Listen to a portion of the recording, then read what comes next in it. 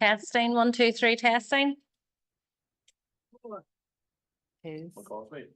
Or 10, yeah, 10.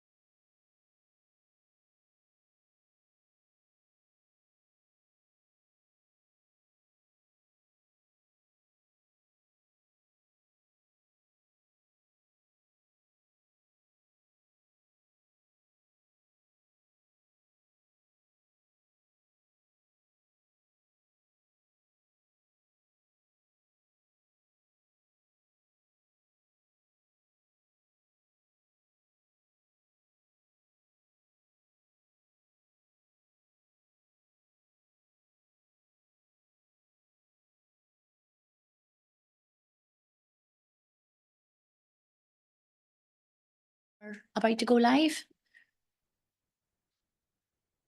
Members, just while we're waiting, is there anybody that you're expecting to join us in the chamber that are struggling to get parked outside? No, we're all okay. All right. It's good to see the event so well attended, but it has its disadvantages to us. Are we good? Okay, I've got the thumbs up. So good evening, everyone, and good evening to everyone that's listening in from the public and also our members that are zooming in online. Tonight's meeting is the special council meeting. And first of all, I have apologies from Alderman Greenfield, Councillor Mulholland and Councillor Flaherty. Members, have we any more apologies? I don't see any lights lit up. Okay. So second item on the agenda is declarations of interest. Members, anyone want to declare anything now? No? All good. Thank you. So agenda item 3.1, and I'm going to hand over to Roger to present this report. Thank you, Roger. Sorry. Thank you, Lord Mayor, and good evening, Aldermen and councillors. And the purpose of tonight's meeting is, as you're aware, to strike the rate for the financial year 2024-2025 in accordance with the legislation that requires councils to strike the rate before the 15th of February in the year. And striking a rate for the borough is one of the most important duties that the council has to undertake each year. This year, our estimates process commenced back in June of last year. And since then, there has been a detailed planning and wide range of discussions internally between the various directorates and departments, followed and supported by intensive engagement with members and party groupings at key stages throughout that timeline. We're all acutely aware that since COVID in March 2020, the council has faced difficult operational and financial challenges, whether that be as a result of higher inflation and associated increased prices for goods, services and contracts, the significant increase in the cost of energy, lower income, as well as increased staffing costs. And these issues have all clearly put financial pressure on our in-year budgets and necessitated the allocation of some reserves where possible to mitigate against placing unnecessary financial burdens on our ratepayers, while also trying to make sure that we remain on target with our sustainable financial footing. The detailed analysis and interrogation of income and expenditure is a critical part of our annual budget setting process for ourselves, but given the substantial cost pressures facing the organisation over the last number of years, the contribution from the Estimates and Efficiencies Working Group has been invaluable for the council to help identify opportunities for real savings and budgetary reductions in this estimates process. It is important that the proposed savings of 1.27 million are delivered within the 2024-25 financial year, and progress on this will be monitored by the Efficiencies Programme Board during the year. Members and officers have worked hard to arrive at a proposed rate increase that is a compromise against the numerous asks that are placed against us, our statutory obligations and the finite resources that are available to the council. The cost pressures for the council for the incoming year continue and include increased energy costs, inflationary pressures, increased staffing costs, and further significant cut to the rate support grant. In striking our rate for this year, we have a responsibility between minimising the burden on ratepayers and continuing to provide funding for frontline services, supporting the economy and local communities, and creating space for future investment within the borough. As Chief Executive, under the Local Government Finance Act, I am legally required to be satisfied that the estimates presented should provide adequate financial resources to support the running costs of the organisation for the incoming financial year, to provide an assurance to members on the robustness of the revenue estimates and the adequacy of the council's reserve position as part of our rate setting process. The budget presented tonight, members, meets these requirements. Members are also reminded that whilst we are considering the district rate and are endeavouring to keep it as low as possible, this is only one component of the rates bill. It is uncertain as to what the regional rate is likely to be or when that will be announced, and this element of ratepayers' bills is outside of our control. We are required to strike the rate by the 15th of February, and I'm aware that most other councils are meeting this week or next, and our rate if agreed tonight, members, will be one of the lowest in Northern Ireland. I would like to express my sincere thanks to the Estimates and Efficiencies Working Group, especially the Chair, Councillor Mackle, to party leaders and the Governance, Resources and Strategy Committee and all members across all parties for their engagement, scrutiny, advice and support during the estimates process. There has been an open and honest conversation which has helped enormously, getting us to the point where all parties can support the proposed rates increase for this year. There's a considerable amount of work that goes on into the process and a wide range of officers are involved at all levels. And I would like to thank those staff across the organisation for their work, and in particular my colleagues in the management team, heads of department and the finance team. In particular, I feel it's important to acknowledge the work that Charlene and Dominic have done in leading the efficiencies and the budgetary processes. And working alongside them have been Martina McNulty, Liam McStravick, Gordon Wallace, Patrick Kelly and Marty Toe. There has been a considerable team effort to get to this stage tonight, members. The rate before members tonight is a recommendation from the Special Governance Committee on Monday evening, which equates to an increase of 5.17% for the domestic and non-domestic rate. And Lord Mayor, the report is recommended to Council for approval. Thank you for that, Roger. Councillor Michael, as indicated.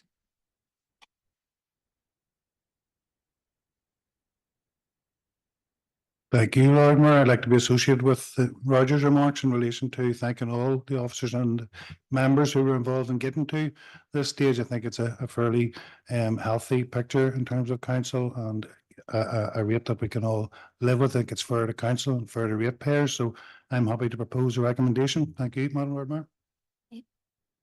Thank you, Councillor Michael. Alderman Baxter. Thank you, Lord Mayor. And yeah, we'll second the proposal of the rate struck. I think looking at this in the headlines, you'll maybe read that this is it's a higher number, I suppose, than we've had maybe in some previous years. But as the Chief Executive has said, it's one of the lowest in Northern Ireland. So that has to be welcomed. And I think as a party, you know, we always talk about the party of low rates, and that's where we want to be in this figures, maybe not where we'd want it to be, but I think looking at it and doing all the work over the last months from June with the team, I think we want to provide best service for lowest possible cost for the ratepayer, and really to put the message out there that we went as low as we could possibly go. I don't think there's any more fat in the system this year that we could have cut it any further without harming frontline services that are dear to ratepayers, and I think things that we need to protect. So there was a huge amount of work, and I want to put our parties on record, our parties' thanks to Dominic and Liam and all the heads of service and the Chief Executive and the directors for the amount of efficiencies that they're able to find in the system. There was a huge amount of work done behind the scenes over many months.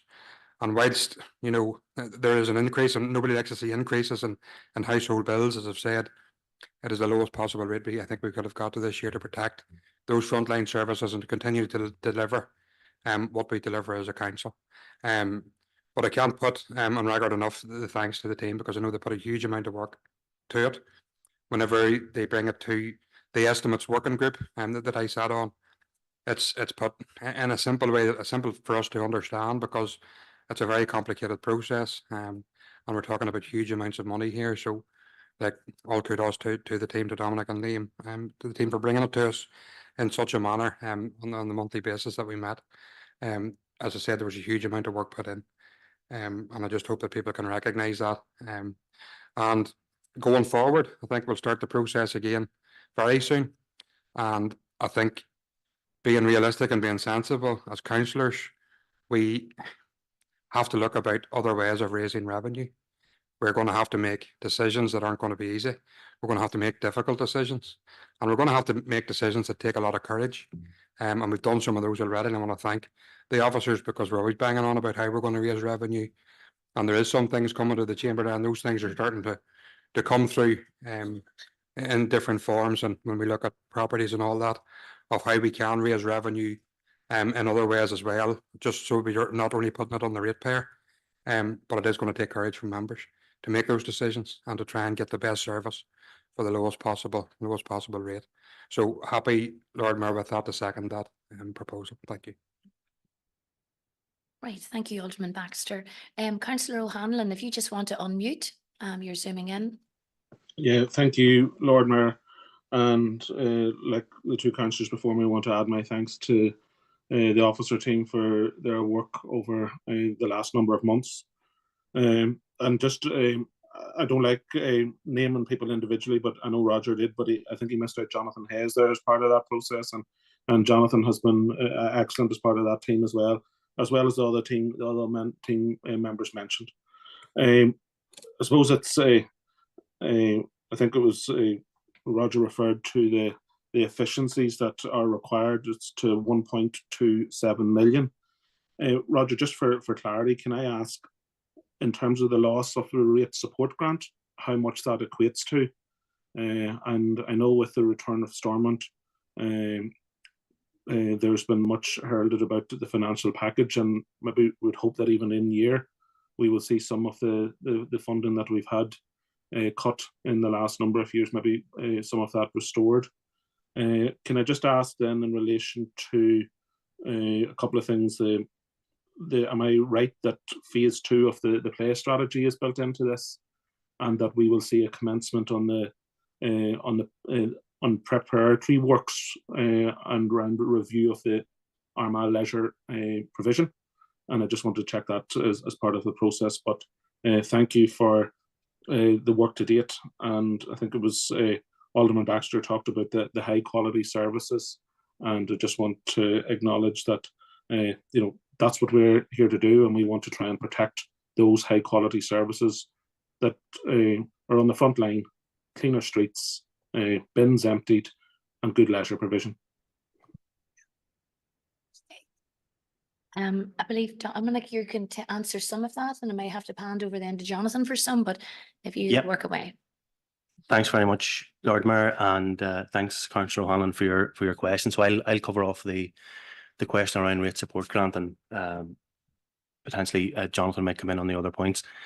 So rate support grant is certainly an area of support from central government that has been reducing year on year. The impact in this year has been 750,000, which is 0.9% on the rates. So that had to be factored into all of the analysis and pressures that we've worked through over the last number of months. So 0.9% is the answer to that question, Councillor O'Hanlon. Thank you. Thank you, Chair, and thank you in relation to the question around the capital elements. So members will be aware that the capital programme in its current form remains the same moving into the period 24-25. However, I was advised at the party briefings there is the possibility to introduce capital projects into the capital programme, and preparatory work has started in relation to the development of business cases for a number of the projects, including the capital play programme too, which again will come before committee in due course. Obviously, one of the checks that we will have to do and taking it to committee will be the affordability check, and that will come to members in due course. Also, in relation to the Orchard Leisure Centre, we have reports going to committee on that particular matter next week, both to leisure services and also to governance, again to start preparatory work in relation to that project as well. You, Chair. Okay. Thank you, Jonathan. And Alderman Burns, if you would just unmute as well, please. Thank you, Lord Mayor.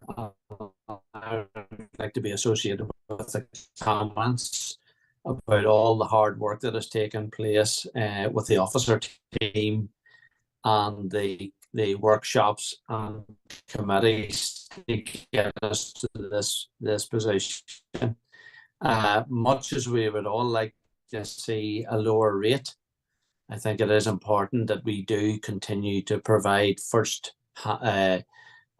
class frontline services, which I believe the council do. And we to try and maintain that. It is regrettable that we couldn't bring it down anymore, but by the same token, we have to maintain the services that we have, and we have cut some of the fat away from the rate this year. So, on behalf of our team of thanking the officers for all the hard work that they have gone through. Thank you. Had to see the internet just survived that, Alderman Burns. You got in everything you wanted to say. So members, is there anyone else indicating? No, all content? Okay, so we'll have a proposer and a seconder, and we're content to move on. I just want to cover what, oh, sorry, Alderman Moutray, sorry, you've just buzzed in.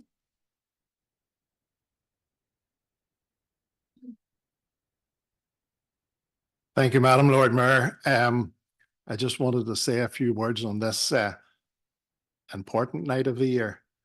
I want, like others, to pay tribute to Dominic Donnelly and his team in the Finance Department for all their sterling work over the past number of months and for the presentation of the report tonight. Also to the Chief Executive, Charlene Stoops, and her team, who undertook and worked through with the parties the RAG process, which was both detailed, time-consuming, but necessary, and I think beneficial. Also to the Estimates Working Group for their work over many months. The rate which we will strike tonight of 5.17 is one of the lowest that any of the 11 councils will achieve, and is testimony to everyone working together. My chief concern, however, is what the regional rate will be coming from Stirling shortly, and we have no control in respect of that. Moving on, within this organisation, it will become increasingly difficult to find efficiencies without negatively impacting frontline services, a point often made by officers to ourselves. The challenge going forward will be utilising resources to the maximum and finding smarter ways to work.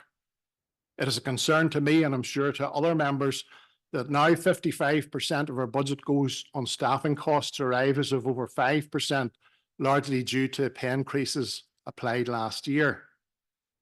This year, the one challenge will be to dispose of, in a timely manner, the excess in the property portfolio this council has, much of which is legacy and quite a bit of it around Armagh City. That incurs ever-increasing costs to maintain and to secure annually. A building that costs in excess of £150,000 a year to heat, I'm referring to the old hospital in Armagh, is not a good look for this council. Almost 9 years after this council has been created, much is still to be done around terms and conditions for staff. That must be a priority. And also, there are inconsistent pricing structures across the council, sometimes leading to undercharging and consequently lost revenue. Welcome work has been started around harmonisation of bin collections, but that needs to progress, and unions too must play a positive role in helping to achieve better ways to work. Bin lorries returning to depots mid-morning isn't a good look for any public authority. The challenge to reduce absenteeism remains. Let's hope that the extra resource recently agreed within HR will show improvements in absenteeism in the coming year. Overtime has cost this organisation over £3 million this year. This and the use of casual needs further scrutiny. I appreciate the work staff and officers at all levels do in this council, but is it really right that we expect our manual staff to work full-time in all weathers, while office staff can, if they like, work from home? It's time that this council had a work styles policy implemented that meant staff were in their place of work to best engage with other departments, outside bodies and elected members. This council has many challenges, but it's a great borough to live in. And I believe across this chamber there's a desire to make it work for our residents. I want us to have resources moving forward so that we can invest in economic priorities and that we can bring better, well-paid jobs here, along with top-class community and leisure facilities. We will only achieve this if we manage our resources wisely and prudently. Thank you, Lord Mayor.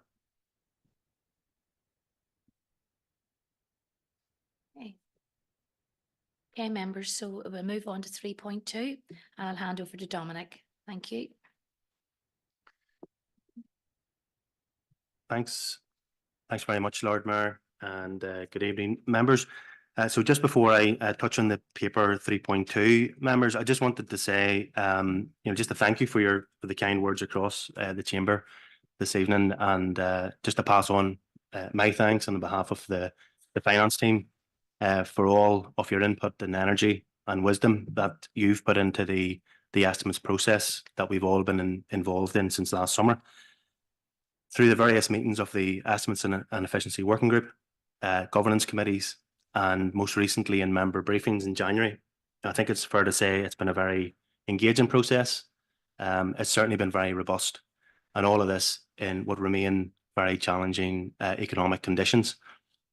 So it's great to have struck a rate tonight, a district rate tonight, members, that allows us to set balanced budgets for the incoming financial year 24-25.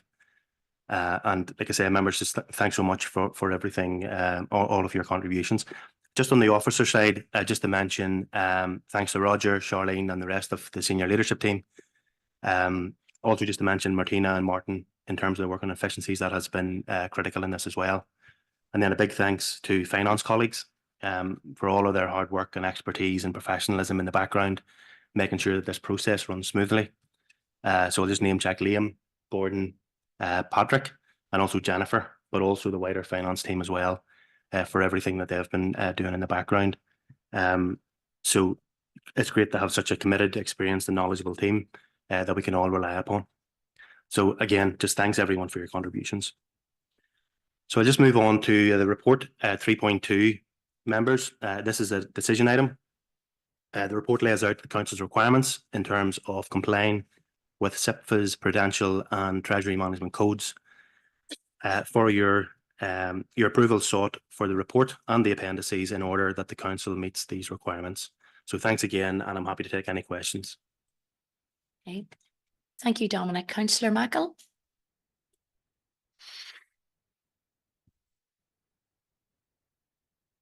Thank you, Madam Lord Mayor. Just happy to propose. Thank you. Members, have I a seconder? Thank you, Alderman Baxter. I don't see any other lights on. So all content? Yep. Thank you. Agenda item 4, any other business? And I have one from Alderman Moutray. Thank you.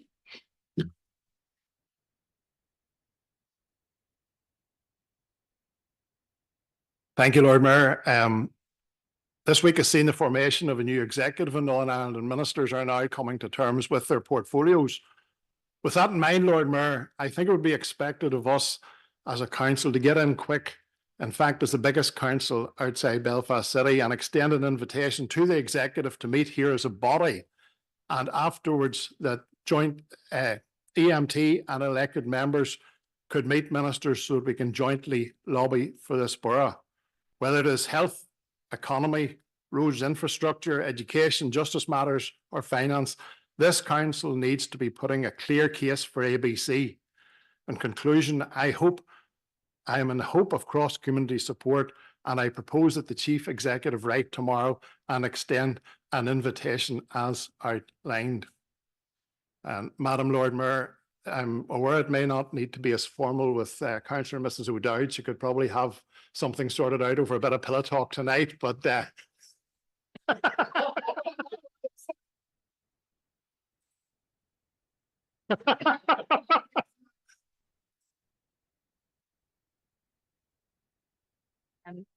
Members, do I need a seconder for that, or just a nod of the head? Thank you, Councillor Nelson. No, that's a good idea, and Roger will put that into motion. So well, I'm not going to ask, is anybody any other business? I'm just going to say good night and safe home to you all, and hopefully you can get out of the car park. Thank you, members.